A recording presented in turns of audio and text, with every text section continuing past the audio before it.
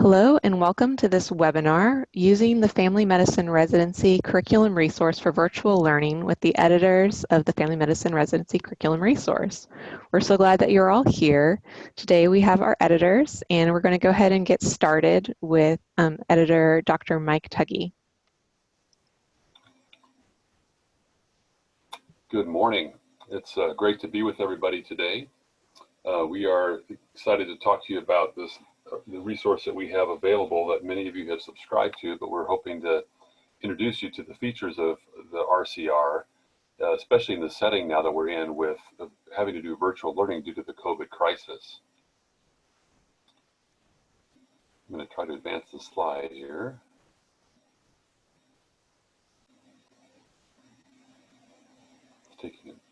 So by the end of this presentation, we will be discussing the need for virtual learning in this pandemic environment, look at the history and theory behind virtual learning, describe the use of active learning in the virtual setting, and also to look at how we can alter our sessions for a virtual audience to meet the needs of the audience and still be able to communicate the learning objectives that we have for those sessions. All the speakers today are part of the Family Medicine Residency Curriculum Resource Editors Group. So while learning in a pandemic, this is certainly something that we had not really anticipated, I think, as a culture, certainly. And even though we've all known, I think, in our medical careers that the risk of a pandemic was out there, we had no idea what it was really going to be like to live through these times that we're in these days. Being forced to take our learning to a different environment, especially trying to keep people remote, has really changed the way we think about education and how we engage our learners. You know, in the pre-COVID era, residency education was largely in person. Many of these educational sessions were still in a lecture discussion format. But in the last several years, we've really been working towards more of an active learning model. And this model really relies on shorter sessions, but also trying to engage learners with interactive learning techniques so that they're engaged with the learning content at a more problem-solving level, which then allows them to actually learn better. And this type of model of education does rely on small group type work, and so actually virtual learning really does lend itself to that model. So evidence, what is active learning? One of the great books out there on how to engage the brain is called The Brain Rules, and it's one of the ones that I used to give talks at STFM and also at AFMRD about how we need to activate the brain in a certain way for us to maximize learning and retention especially. So there's a lot of evidence behind active learning as far as the best way to teach content to learners in order to help them retain and use that information later. It really is a collaborative learning approach where we bring out questions that are problem-solving type questions for the audience. So you provide content, get them to interact with that content with questions, and then respond back to each other. And then that active learning process brings in more information than oftentimes we even intended from other learners within that group. We do expect learners to take responsibility for their own learning to a degree, so they're going to be hopefully prepping for these sessions in advance. And the RCR is really built for that, where there's content online that people can read before they actually engage in a learning session. So the advantages of active learning methods: you have increased student performance and retention. It really allows for an engaged, inclusive classroom where people are being asked to provide responses to the prompts by the facilitator of those sessions. And it does provide ways for self-guided and lifelong learning as well, by helping teach people to be interactive with the content that they're viewing and learn how to ask the right questions to understand key concepts of what they're trying to learn. So now we enter the COVID-19 era, and I'm going to hand this off to Tim.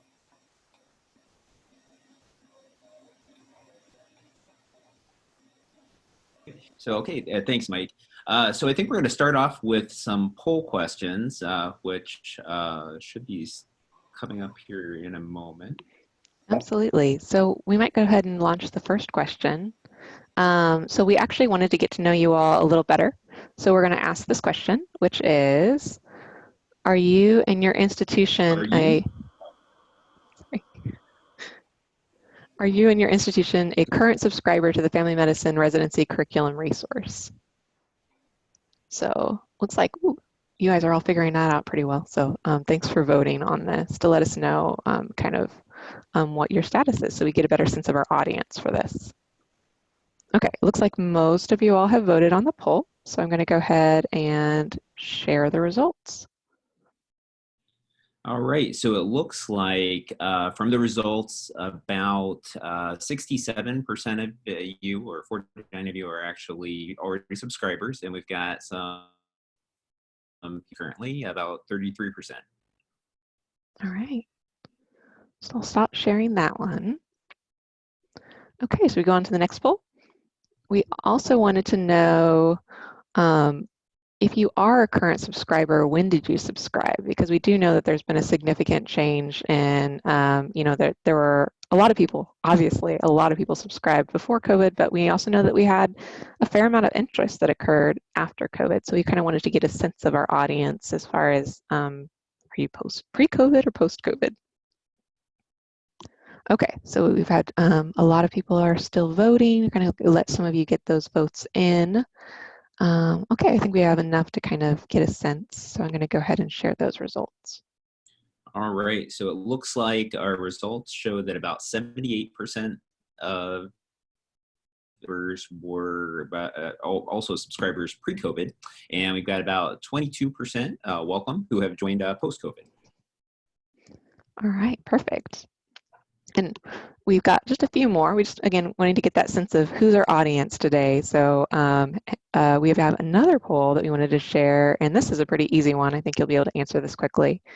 Are you currently teaching virtual didactic content at your program? I have a feeling I might know the answer to this, but we still wanted to know what our audience was doing and how this might be applicable to this content today. And I think this has probably changed from what it was a few months ago. All right, so we're getting our votes in. Okay, I think a majority of you have had a chance to go ahead and send your vote. So I'll share the results. So 91% are doing some virtual didactic content, and about 9% are not. Okay. All right, and last but not least, we wanted to ask one additional question so we'd have a sense of what of our audience. We wanted to ask, if you are teaching virtual content, what platform are you using? We've heard a lot of different people, depends on your institution, of course, what's available. Are you using Zoom? Are you using WebEx? Are you using Microsoft Teams, Google Classroom, or something different? Okay, obviously we've got a lot more of a split going on, so I'm going to let this go for a second while all of you let us know what platform you're using. Oh, this is really fascinating. Okay, I'm going to go ahead and end the poll, and I will share the results. All right, so it looks like about 66% are using Zoom. So Zoom is the clear winner in this setting. WebEx comes in second at 14%. 11% are using Microsoft Teams. 3% are using Google Classroom, and then there is a 7% that are using some other platform. All right, perfect. That was our set of polls. So thank you all for sharing a little bit more about what your current circumstances are with our virtual learning and RCR usage. So thank you all. All right. Okay. So now we get into the COVID-19 saga. So as we are all aware, because it's still very fresh, winter 2020, the landscape began to change from what Dr. Tuggy was describing, just both by intent in trying to keep our residents and each other safe, and oftentimes by mandates within our cities and states. We began to have to do things like social distancing, masking. lines to try to help slow and kind of flatten out the curve with the COVID crisis. So some people, some of our residents who might have been exposed may end up on quarantine, and as such weren't able to come into the residency as they normally had been. Lots of us had actually moved towards more of a work from home model as we began to switch over to telehealth for some ability to still meet the needs of our patients, but still keep them safe. We had workforces that were taxed and still do from the increased demands with just being able to meet the needs of this crisis. And in general, we just ended up with it no longer as usual. Got a video link.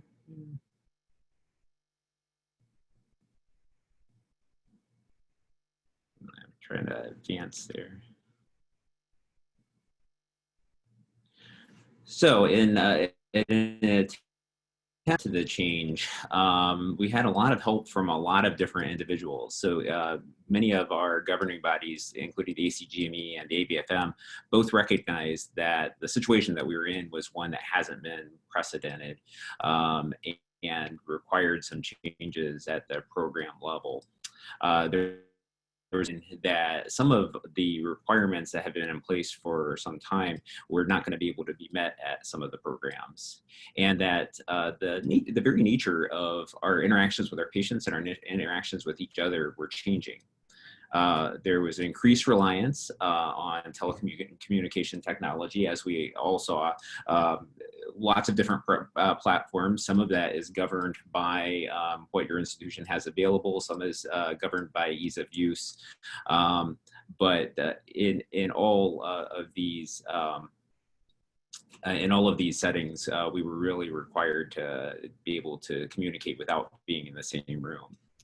And what was interesting over these, as a program director myself, is that a lot of this change that happened would normally have been something that we would have seen happen in a month or over a month, where we would have been able to pilot certain changes, but instead we were making these changes rapidly to be able to meet the needs of our residents and our patients for days to weeks. All right, I'm gonna try to advance.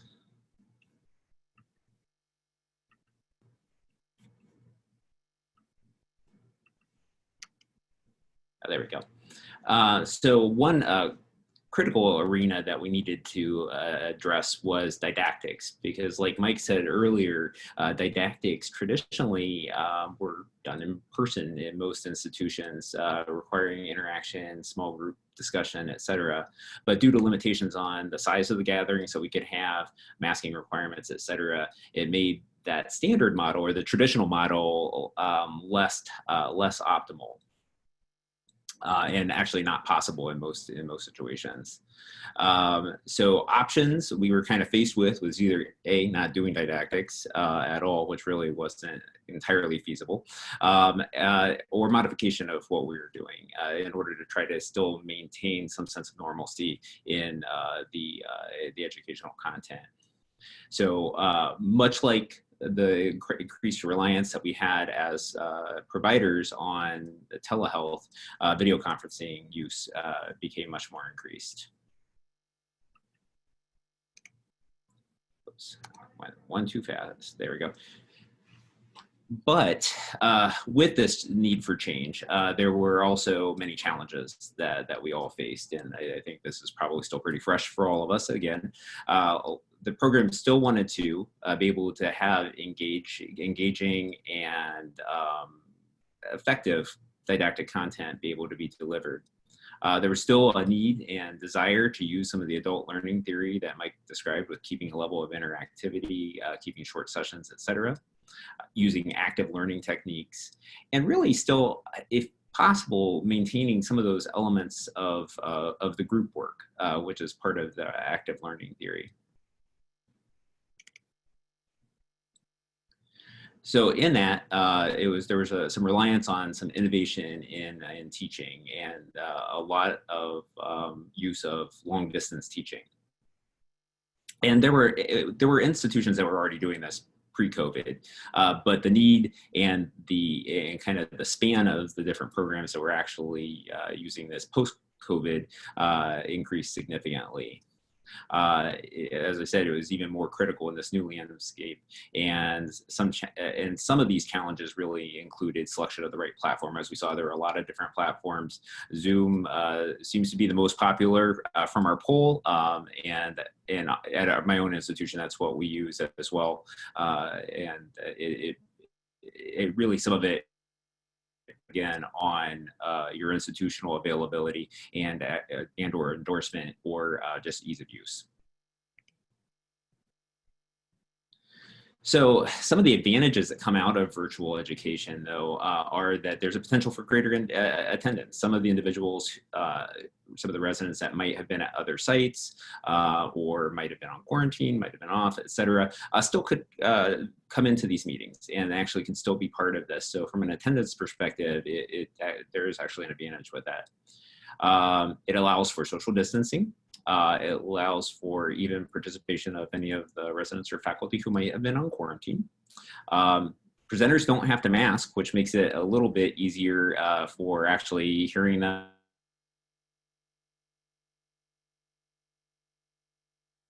Level of time savings as well, with people not necessarily needing to travel to actually get to didactics. But getting back to the other challenge, you want to still keep it interactive. So keeping those at home, still engaged in these interactive sessions, not allowing for multitasking, et cetera, that is a challenge that all of us face as programs.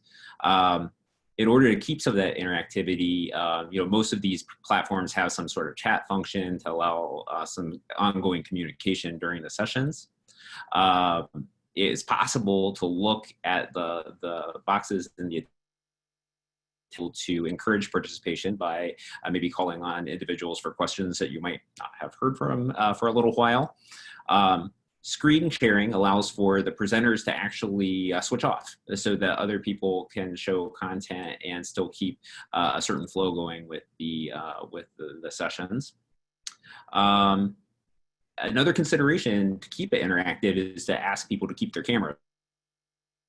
Again, this kind of decreases the likelihood of somebody doing some multitasking, but additionally, it allows the presenter to actually read the audience a bit and kind of see where they need to kind of redirect things and actually either speed up or slow down their presentations. And another way to keep it interactive, has been doing very well for a long time, is requiring some pre-work to kind of activate some of that existing knowledge and set a kind of a baseline educational base. So with Residency Curriculum Resource, this can actually very easily be worked into virtual education. Like I said, the format of RCR is ideal for this. We already have pre-readings available. The PowerPoints that are included with the curricula allow for sharing on the screens. When there are case studies that are included, because we do include a good number of active learning methods, using the chat window or having participants unmute can allow participation in cases. And then the facilitator's guide, which each of the sessions actually has a facilitator's guide that comes with it, can actually be printed out and used from the remote site. So the other thing that has been a powerful part of RCR is some of the encouragement of small group work. And some of these sessions are set up with those small groups, but it's not impossible actually to continue to do that even in the virtual world. Zoom, for example, does have some ability to break out into smaller sessions. You can actually do up to 50 separate sessions if you want to, and still have people break off and then come back into the larger group. So I'm going to pass off next to Natascha, who is going to take us through an example. All right. Oh, double checking to make sure I was actually in the PowerPoint. So this is a view of what it looks like from the RCR. Let me see if I can go back a slide. One thing with Zoom is you always got to find your tiny little buttons. They're very small on the left. So for example, we're going to use the shoulder pain curriculum. This is by our very own Tim Graham. And one of the things that's really nice about the RCR is you can use this virtually. The biggest thing I recommend in using it virtually is taking a good look at it and practicing it and kind of just getting to know it so you know what you're doing with your residents, because residents know the technology very well. They probably know it better than we do, and they probably know their workarounds. So I really like the shoulder pain one because it really emphasizes small groups, active learning, using video as well. So that's one of the things that I just find very, very beneficial. So the first part of the curriculum is you're going to see your traditional PowerPoint slides. You've got your regular slides that you can see on a screen. And one of the advantages is now everyone's got a front row seat. You don't have the people sitting in the back of the room who can barely read your slides. Now we do also work to make sure our slides are really well designed, but that's actually pretty helpful for people who are watching this as well. And you have our standard format on these as well. So this can be very helpful during the live didactics.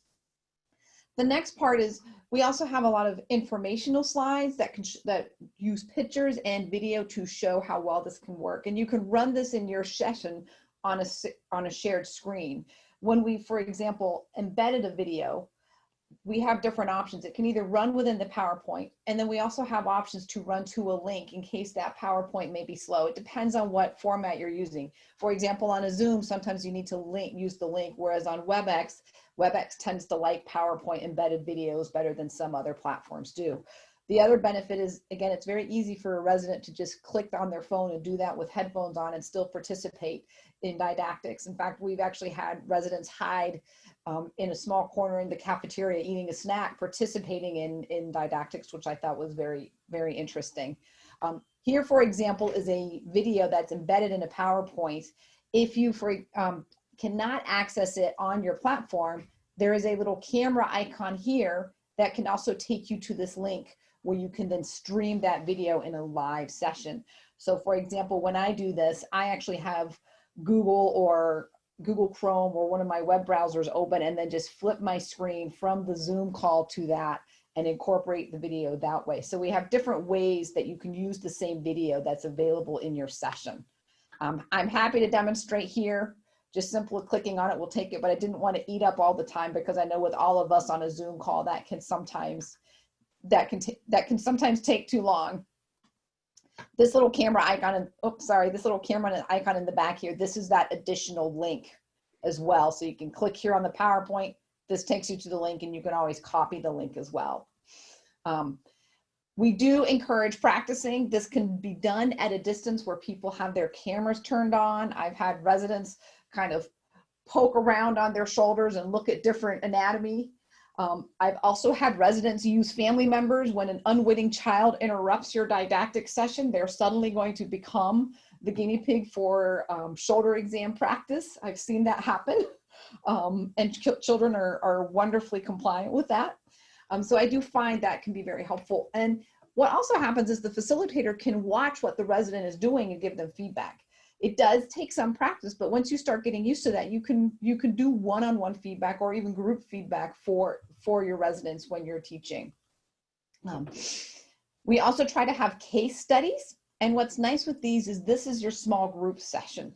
Is when you use your case studies, you can split the residents into groups. And this is where you work with your platform to make sure that it is facilitating those small groups well. For example, in Zoom, you can have residents break off into chat rooms and work through a case. In WebEx, definitely practice ahead of time. I've also had residents make their own small group conferences on WhatsApp where they would go offline for about 5 minutes, work through a case, and then come back and present that case to the didactic session, which is actually very helpful. I highly, highly, highly recommend the small groups, even more importantly, now that we're doing distance learning. Residents are very smart. Some have discovered how to set their computers to make it look like they're there when they're not. So having those active small groups is going to be very vital to keeping them engaged. Another part is the quiz, which I'm going to hand off to Scott in a couple minutes. I just wanted to make a few pointers as a user of the curriculum. Is the first thing is definitely look at your facilitator's guide. You can download it and print it, but you can also just read it on your phone. And the key is that will give you points on how you might want to design or use the PowerPoint and use the curriculum in small groups so you can prepare ahead of time. We also have readings for each section, and the readings, you want to look at that facilitator's guide to pick which readings you want to assign to the residents. We've changed the readings a little bit to make it easier for online. In the past, they were all PDFs for downloading, and residents have given us feedback that that's not always easy to read on their phone. So now we've worked on trying to keep most of the readings in HTML so they can just click on it and read it where they're at instead of having to manipulate a PowerPoint. They can still very easily with one click make it a PDF file if they want. But again, that's a design that we tweak to make it easier for residents to use on those assigned readings. And again, I highly recommend assigning those residents some work ahead of time so they can come to the didactic session engaged and ready. So that's my very quick blurb. I'm going to hand it over to Scott. All right, well, thanks, Natascha. As many of you know, one of the nice features of our curricula is that each of them have a quiz that you can utilize to help imprint on your learners what was just taught during your session. Previously, before we moved a lot of our didactics virtually, we were giving out these quizzes even as a pre-test for a lot of our sessions. Whereas, and you can still do that, but the other options that you have now in terms of being able to utilize those quizzes is again having those given out pre-conference and then afterwards emailing that out to your learners. The other options would be through the Zoom call itself. A lot of our slide decks actually have the quizzes embedded within some of the slides. If not, it's easy for you to go ahead and just cut and paste them off of the facilitator's guide into the PowerPoint yourselves, and just with a couple quick clicks, you should be able to get a pretty easily interactive quiz through the slide deck itself, where they could answer through the chat window. And then if you like to get really fancy and listen to fun music and are able to condense the questions down enough to get into the character requirements, you could use an additional online quiz platform such as Kahoot or something along that line as well. Next slide, please. All right, so what we wanted really to do with this session is get a lot of your all's feedback to find out what best practices are in other institutions. What have you done that has worked well? What have been some learning points that things that you tried that you found out that you really needed to tweak what you were doing to be able to keep your residents engaged? We did have one of the comments from our users previously that the breakout rooms within Zooms have been very well received and have been utilized pretty easily, but please feel free to put some comments out there on the chat, and question and answers will be coming up here in just a little bit to let us know what you've been doing in your institution with your didactics. Floor up to the other panelists as well. If they want to unmute their microphones, we can try to answer some of these questions in tandem. So we have, let's see, did somebody raise their hand? I think I lost them. Sorry, my apologies. Maybe they lowered their hands. So a couple comments that have been coming through here that breakout rooms, from another poster, making sure that you have to give very clear directions beforehand, since you can't really circulate through the groups during that time. Another person commented that they shortened their time for their didactics. So normally if you're doing a half day in the afternoon, they've shortened it to a 2.5 to 3 hour session because it was really difficult to stay on Zoom for that long. And then another attendee had posted that putting journal articles out there to read ahead of time with a spreadsheet that asks questions about the article to complete. So some of the CME modules, I assume those are potentially for the questions for the AFP articles for that as well. And I'll definitely comment again on the readings. Some of the readings are designed for an overview of the topic because some topics do have more than one curriculum. This is again where it's important to look at that facilitator's guide to give you an idea of what are some really good relevant readings to assign the residents. I don't recommend telling the residents to go and find the readings themselves because we know that sometimes that means they're probably not going to do it. And one of the things on one of the other comments about it being a long time being on Zoom, that was something that we found as well.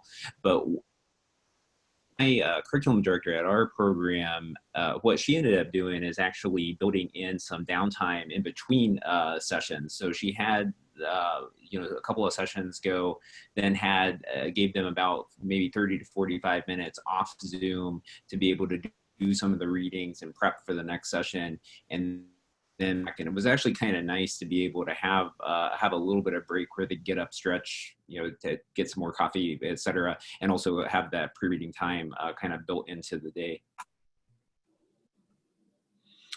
So some of the other comments coming through as well. So the breakout rooms with a Google form link to ask the quiz questions, and that'll actually record the responses. So if you have the residents log in with their email address, you can actually see what their answers were, and you could use that if you're incorporating that into your evaluations.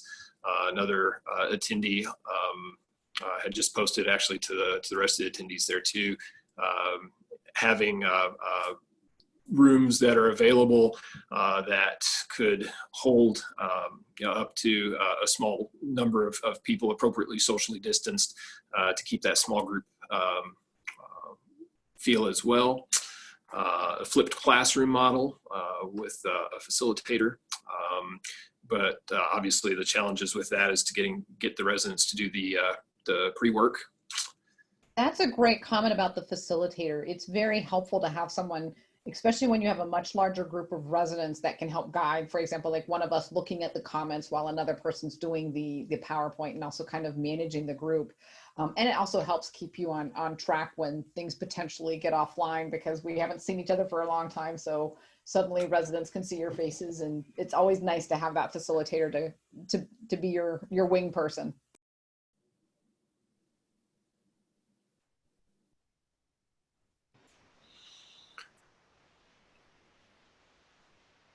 So other questions coming through there, more from any other surveys or objective means of measuring the effectiveness of the RCR as a didactics tool. We would certainly encourage you all to use the feedback mechanism at on the RCR website to provide us some comments on the curriculum if you feel like there's anything that's out of date, or if there is an error that needs to be addressed in the curriculum. Please go to the website and send us some written comments on that, and we will work to get that corrected as soon as possible.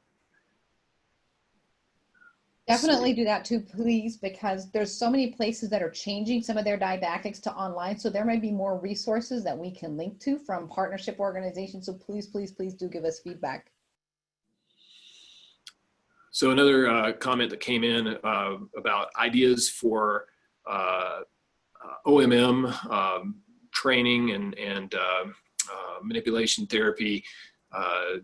They're thinking potentially about having pairs of residents recording their treatments on each other and then presenting later in the group chat. Any other ideas for that? And then some of the other challenges for the attendees is so interruptions in Zoom, whether that be network issues or problems along with that.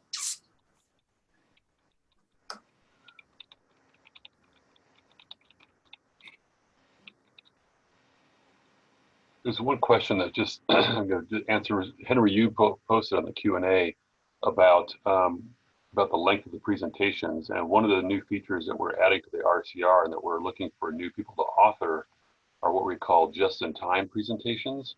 And these are going to be short, single case teaching presentations that would be more ideal for your like inpatient service when you're going to be talking about one particular topic and you want to have a 15-minute discussion about a key learning point or a management type of issue around a patient care.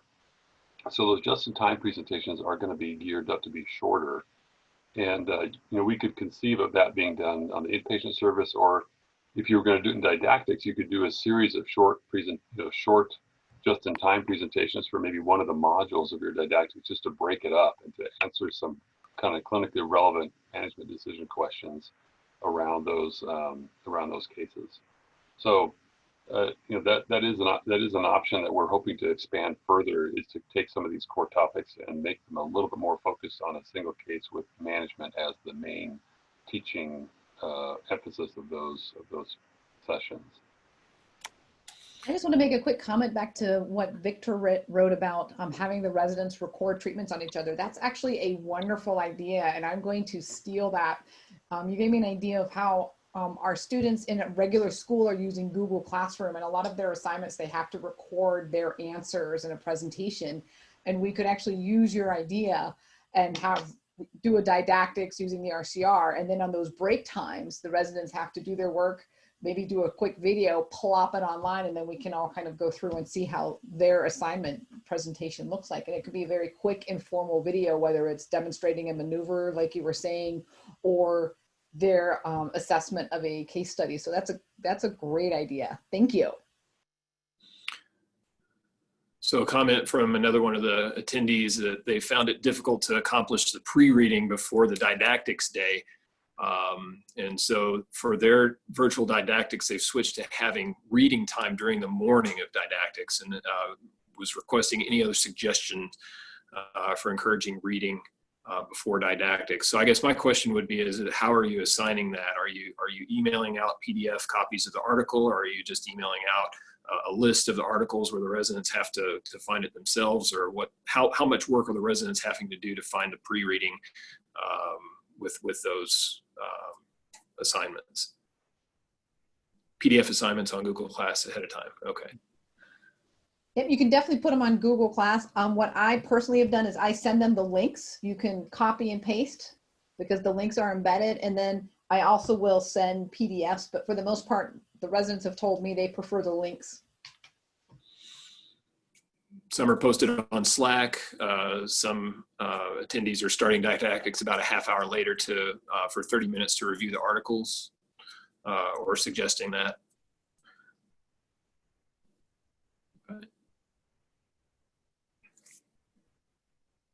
Another attendee had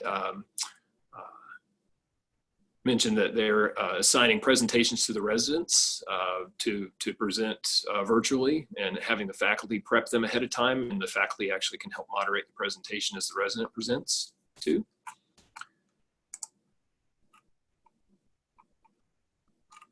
One thing about the RCR content in general is that we haven't focused a lot on pathophysiology and kind of the background material for some of the disease processes. It's really been focused more on diagnosis and management. So I think that's one thing that your learners can, that's why we have the pre-readings out there, so that they can get that background more of the pathophys or things like that would help them understand the basis for decision-making around those patient care issues.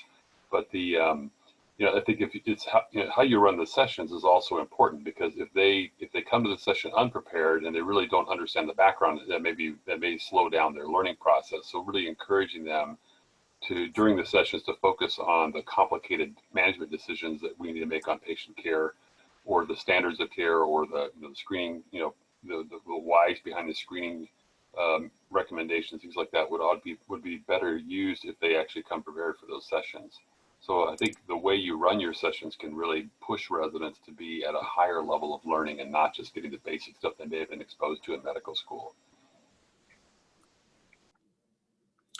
So this is very relevant. Luke Rawlings asked a question: is anyone using any kind of accountability system where an administrator can see who has completed the preparation or the quizzes prior? I'd love to hear what the group says.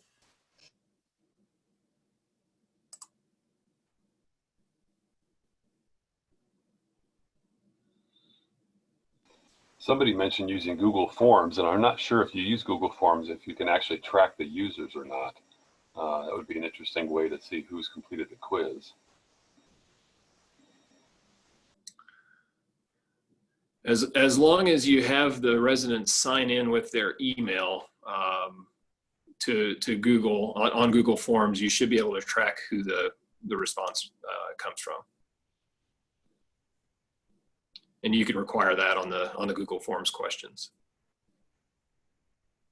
So other comments that are coming in terms of accountability with their active learning, still several comments with pre-reading and it was difficult to accomplish.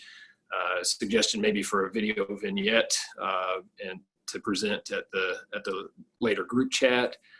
We've had some comments about using Blackboard for accountability and testing. And then otherwise submitting the quizzes via email to be able to be dismissed from the end of didactics for the day. Another question that came in, is there a way to video and present video with Zoom breakouts like you can with Google Classroom? Tim, maybe do you have any experience with that, using Zoom quite a bit? I think you're still on mute. You know, I am not sure. I could sideline my curriculum director to see if she knows, since she's actually on here as well. I saw her ask a question a little bit ago. So, Christine, do you know if we can video in the chat rooms?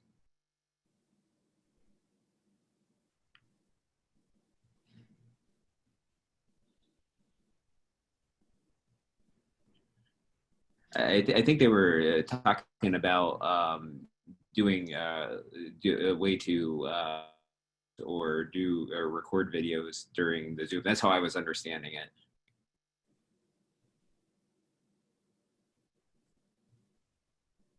Yeah. So that, yeah, as far as being able to record those.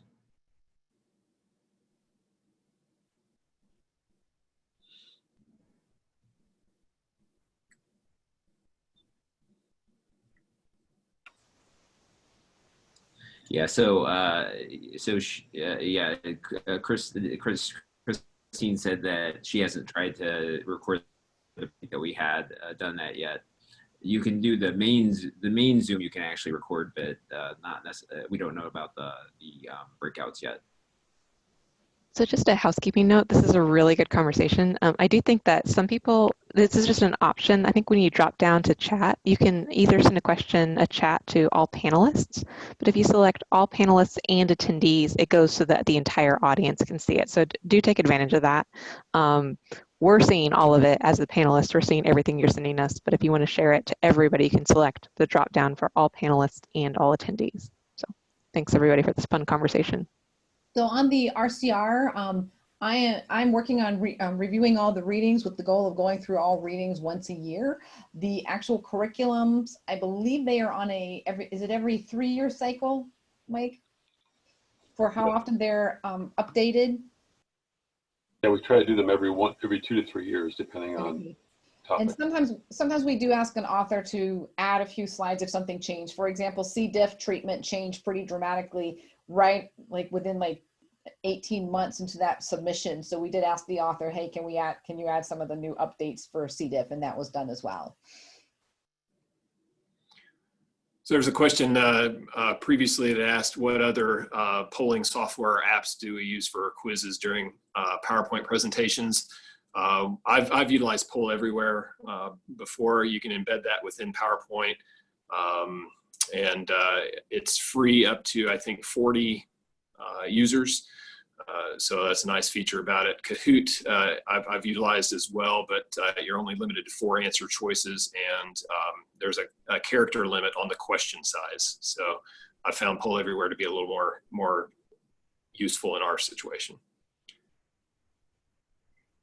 And it looks like we got an answer to the Zoom breakout question from Jennifer Chang. Thank you for that answer. She said that you can actually record in the breakout rooms as long as somebody has recording capability.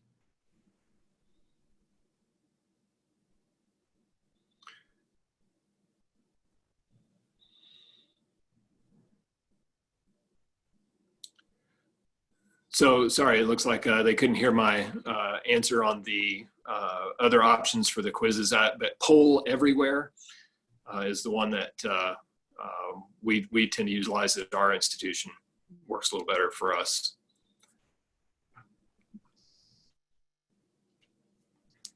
All right. Any other feedback or best practices or?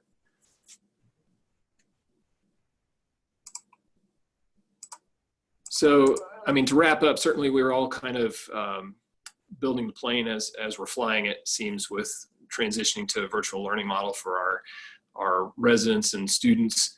But fortunately, we have the technological tools at our disposal where we can utilize those to maintain an active learning environment for our residents, and the Family Medicine Residency Curriculum Resource is a very handy way to be able to plug in pre-made peer-reviewed curricula to be able to keep learners engaged and up to date on their topics. Any other questions that you all want to post in the question and answer thread? We'd be happy to take that now. I see one person wrote, one of the challenges is difficult to motivate faculty to get excited about didactics. And then someone else mentioned that it's a lot easier to put energy in didactics if you don't have to spend 10 hours developing the session on your own. And that's one of the things that's so beneficial about this curriculum is you can use it out of the box, but you can also tweak it and adjust it. And it's very helpful because it lets you start off with something and then create the curriculum the way you want to use it. I did find from one residency that was kind of texting me is sometimes they have two faculty do didactics, and as a team, one faculty actually evaluates the other faculty's teaching style. So they turn it into a faculty teaching learning moment for the faculty as well as what's happening for the residents. And they found that really helpful. A challenge again would be time, but that I heard so many good comments about that from the faculty of using didactics as a way to improve their teaching and learning from the faculty end.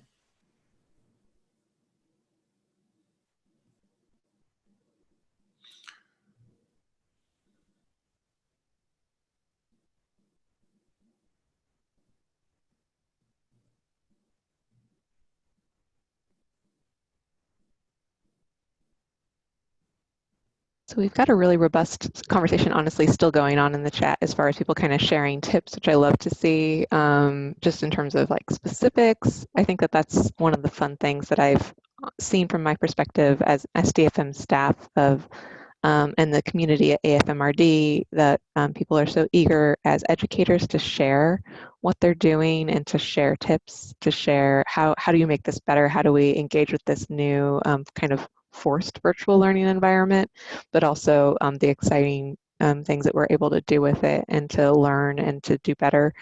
So I just love to see this community sharing going on even in this webinar. I did want to just say, because I think it happened somewhat in the chat and in question and answers, that we are going to have, this is recorded, and the recording will be available kind of by the end of the day. And so we'll be sending out an email to all attendees and to all people who are not able to attend, because we did have registrants who, of course, as typical, are not able to attend during this exact hour. So we'll be sending out the email to everyone who registered for this event. And so that will be available by the end of today. And then we will also post this on the RCR website, the Residency Curriculum Resource website, as well as on the YouTube channel. So just so you know, this content is preserved, so you all can benefit from it. Panelists, do you have anything else you'd like to share before we kind of wrap this up?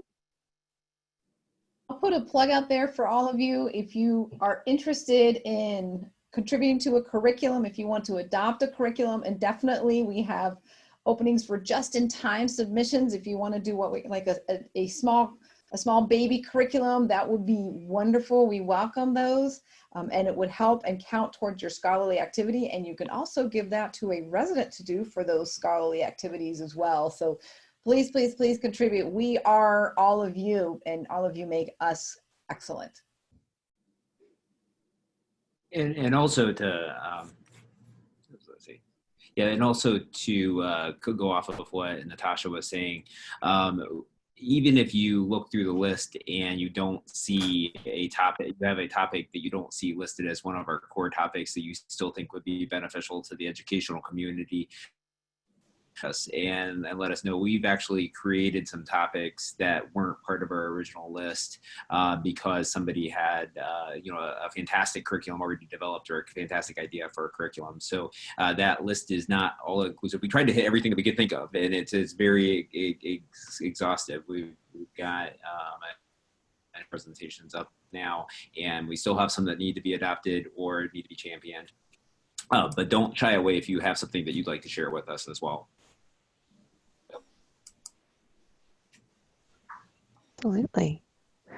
Well, thank you all for taking some time out of your busy day to do some learning, share some tips about Zoom, as we all have done so much of in recent times, and WebEx, all the other things. So thanks again, and feel free to email us if you have any questions. You can reply to the email that you'll get from this webinar, and I'll be able to respond to it directly. Also, my name is Emily Walters, ewalters@stfm.org, and I'll get you in contact with the panelists as well. So thanks again, and have a great rest of your day, everyone. Thank you. Bye all. Thanks, everybody.